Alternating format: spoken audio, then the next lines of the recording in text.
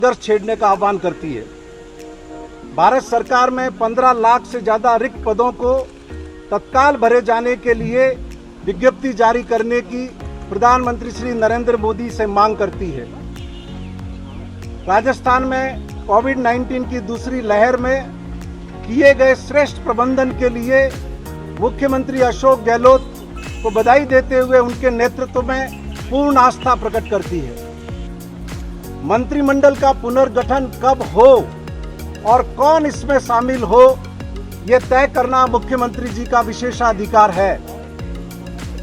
इसके लिए समय सीमा बताना और दबाव में काम करने की परिपाटी उत्पन्न करना राजस्थान की आम जनता के हित में नहीं है।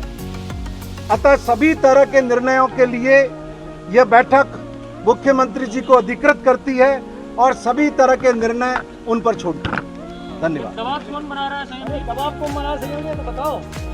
ये आपने अखबारों में पढ़ा ही होगा, कौन बना रहा है इसका मुझे जवाब देने की आवश्यकता नहीं है। उनके ही बता दीजिए ना। नहीं, हमें बताने की आवश्यकता नहीं है ना, ये तो आप लोग लिखते रहते हो, आपके माध्यम से हमको पता चलता है। आपके साथ बैठे तो ये भी तय नहीं कर पाए दबाव कौन बना रहा है कौन नहीं बना। ये तो सर्वविदित है, बताने की आवश्यकता नहीं है। दीवार पर इबारत साफ लिखी हुई है। राजेंद्र मुराजी ने कहा जिस तरीके से वो वहाँ हमने नहीं सुना उनको, आपने नहीं सुना? मैं अंदर था। नहीं, उन्होंने कहा कि आपके अंदर मंत्री बनने की छटपटाहट है। किसके अंदर? आपके अंदर। देखिए, ऐसा है कि हम तो कांग्रेस का झाड़ू निकालने वाले लोग हैं, एनएसवाई का पोस्टर चिपकाने वाले लोग हैं।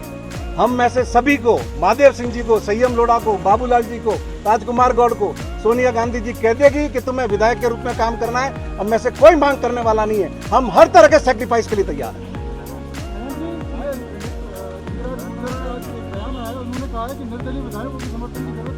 हमने नहीं पढ़ा।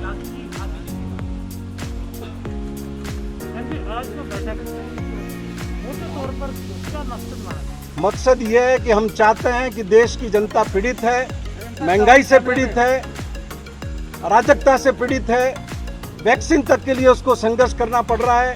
इसलिए गैर भाजपा दल मजबूती से जनता का नेतृत्व करे, उनके लिए संघर्ष करे और जनता को राहत दिलाए। सचिन पायलट ग्रुप का कहना है, संयम मैंने आपको निवेदन किया है कि ये मुख्यमंत्री जी का विशेषाधिकार है। संयम जी सचिन पायलट खेमे के कुछ लोग हैं, चाहे उसमें मुकेश भाकर लगा लो या फिर इंद्राज गुजर लगा लो, उन्होंने सबने कहा है किस निष्ठा की बात करते हैं जो कांग्रेस के कैंडिडेटों के खिलाफ चुनाव लड़ करके आए। सुनिए, ठीक है, सुनिए, हम लोग जिस दिन चुनाव जीते, अखिल भारतीय कांग्रेस कमेटी ने हमें संपर्क किया, स्टेट लीडरशिप ने हमें को संपर्क किया, अगले ही दिन हम उनके घर पर थे और उसके बाद जब लोकसभा के चुनाव थे, स्वयं राहुल गांधी जी की मौजूदगी में हम सब लोगों को एसोसिएट मेंबर बनाया गया। उसके बाद राजस्थान की सरकार पर संकट आया है, पहले नहीं आया है। इंद्राज गुजर तो इसलिए सुनिए, नोबडी टू आस्क क्वेश्चन। हमें राहुल गांधी जी ने एसोसिएट मेंबर बनाया है। विधानसभा के भीतर और विधानसभा के बाहर हमने लगातार इस सरकार को मजबूती से ताकत प्रदान की। लेकिन इंद्राज गुजर का कहना यह है कि निर्दलीय विधायकों की तो आवश्यकता ही नहीं है। He is nobody to comment. He is nobody to comment. He is not above Rahul Gandhi. संयम जी, सवाल सबसे बड़ा I'm sorry. सबसे बड़ा सवाल ये कि जब आप कांग्रेस का अपने आप को अंग मानते हैं, एसोसिएट मेंबर मानते हैं, तो ये अलग से बैठक करने की आवश्यकता क्या पड़ गई? तकनीकी रूप से हम निर्दलीय हैं, तकनीकी रूप से हम निर्दलीय हैं। एंटी डिफेक्शन लॉ लगता है, हम किसी पार्टी को जब तक निर्दलीय विधायक हैं कानून के मुताबिक हम ज्वाइन नहीं कर सकते।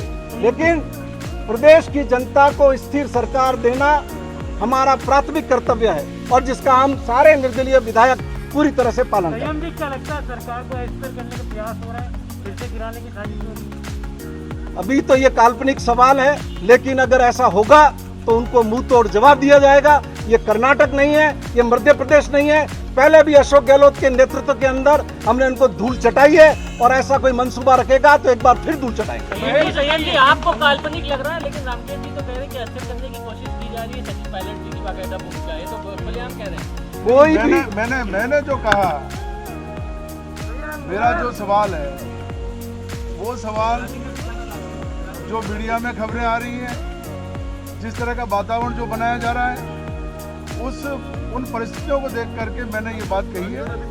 और जैसा सीएम जी ने अभी कहा कि अगर सरकार को कोई अस्थिर करने की कोशिश करेगा, पहले जिन लोगों ने सरकार को अस्थिर करने की कोशिश की उनको पहले मुंहतोड़ जवाब दिया गया, और अगर दोबारा कोई सरकार को अस्थिर करने की कोशिश करेगा तो पुनः उसको मुंहतोड़ जवाब दिया जाएगा। कौन कर रहा है स्थिर? सर सवाल तो ये है, नौबत आई है जैसा बस तो इस जैसा पर अभी कौन सीएम जी ने कहा वो स्पष्ट है, वो आप लोग भी जान रहे हैं, पूरे राजस्थान की जनता जानती देश है। में ये परिपाटी शुरू हुई है, किस तरीके से गोवा में सरकार बनी है, किस तरह से कर्नाटक में बनी है, किस तरह से नॉर्थ ईस्ट में बनी है, किस तरह से मध्य प्रदेश में बनी है। लेकिन ये तो अशोक जी गहलोत का नेतृत्व था कि राजस्थान में उनको घुटने टेकने पड़े, और हम पूरी तरह सजग हैं। यदि फिर ऐसा कोई प्रयास हुआ तो आप यकीन मानिए हम राजस्थान का माथा नीचा नहीं होने देंगे। आप सीएम अशोक गहलोत के साथ हैं या कांग्रेस के साथ हैं? निर्दलीय हैं वो अशोक गहलोत हमने के साथ आपको हैं या- बताया कि हम तकनीकी रूप से निर्दलीय है, बाकी हम क्या है वो तो हमारे आचरण से आपको पता ही होगा। नहीं, टेक्निकल सवाल है कि गहलोत के साथ है या कांग्रेस के साथ है? ये है कि जितना भी प्रेशर सरकार पर या अशोक गहलोत ग्रुप पर बन रहा था, आप लोगों ने ये जो बैठक की है ये प्रेशर को डिफ्यूज करने के लिए बिल्कुल नहीं, हम ये चाहते हैं कि आम जनता के हक में सड़क पर लड़ाई लड़ी जाए, उस लड़ाई को धार दी जाए, उस लड़ाई को ताकत दी जाए। आज जिन्होंने 2-2 करोड़ नौकरियों का वायदा किया था, 7 साल बाद भी नौजवानों के पास नौकरी नहीं है। उस संघर्ष को आगे बढ़ाने के लिए हम लोग इकट्ठा हुए और हमने ये चर्चा की। संयम जी, आपने पुलिस की कार्यशैली पर विरोध में सवाल खड़ा किया, मुकेश बागर भी वही सवाल खड़ा कर रहे हैं कि पुलिस वाले हमारी मानते नहीं, तो पीड़ा तो एक ही है। ऐसा है कि सब 5 उंगलियां बराबर नहीं होती। बाकी जस्टिस मुल्ला ने, सुप्रीम कोर्ट के जस्टिस मुल्ला ने अपने जजमेंट में कहा था police is organised gang of criminals. तो सभी तरह के लोग हैं, 10 से 15% लोग इस तरह के हैं उनके सिस्टम में, जो मैं खुद डीजीपी को 4 महीने पहले जब उनसे मुलाकात हुई तब व्यक्तिगत बता चुका था। मुकेश बागर फिर कह रहे हैं मतलब मेरे दो सवाल उन्होंने है। क्या कहा भाकर ने वो मैंने नहीं सुना, संयम लोढ़ा जी, मैं तो मेरी बात कह सकता हूँ। मेरा 2 सवाल है आपसे। पहला सवाल तो ये है, तो क्या जब आप लोग बोल रहे हो कि बीजेपी के खिलाफ करें, तो क्या अशोक गहलोत के ही के कहने पे आप लोग सिर्फ खाली कूटनीति रचे हैं? उन्हीं की ये कूटनीति का ही परिणाम आप लोग दे रहे हैं। वो कूटनीति रचते ही नहीं है, वो तो कोविड पेशेंट होने के बाद भी, पोस्ट कोविड डिफिकल्टी होने के बाद भी राजस्थान के लोगों की रात और दिन खिदमत करने में लगे हुए हैं। उन्हें इन षड्यंत्रों के लिए टाइम नहीं है, आप खुद देख रहे होंगे। और पूरी देश ने नहीं, पूरी दुनिया ने माना कि उनका कोविड मैनेजमेंट सर्वश्रेष्ठ था। तो क्या दूसरा सवाल मेरा ये है कि आप लोगों में अशोक से गहलोत ही कांग्रेस है राजस्थान में और कोई नहीं। तो इसमें क्या हर्ज है? जिस व्यक्ति ने अपने जीवन के 40 साल, आप एक बात सुनिए, एक बात सुनिए, आप लोग कहते हैं कि 13 के में 21 सीटें आ गई थी, सरकार पराभव में चली गई थी, कांग्रेस भी कमजोर थी, लेकिन क्या आप इस बात का धन्यवाद नहीं देंगे कि अशोक गहलोत जी को जब राष्ट्रीय महामंत्री कांग्रेस का बनाया गया और गुजरात का प्रभारी बनाया गया, इन्होंने घुटने टिकवा दिए बीजेपी के उन नेताओं ने, चंद सीटों का फासला रह गया सरकार बनने के अंदर।